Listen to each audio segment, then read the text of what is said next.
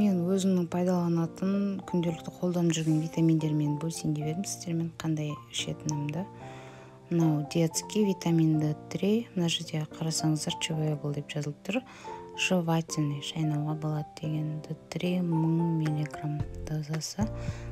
Ахердікі витаминдер өте жақсы. Егер баланың тәбеті жоқ болса, осы D3-ді пайдалануларыңызды сұраймын. Мынау кішкене үлкеніне 2000 мг. Хотя взрослая доза қыстан шыққаннан кейін көбісінде витамин D3 недостаток болады ғой. Аурушаң болса, бала, мысалы тұмау, соларға. Витамин С, селен, D3, 5 мг өзім ішем. Және де ламинария йод. Мына фолиевая кислота бұл жүкті әйелдерге және емізіп жүрген әйелдерге арналған. Фолиевая кислота асқазанға да пайдалы. Цинк ер адамдарға арналған, және мына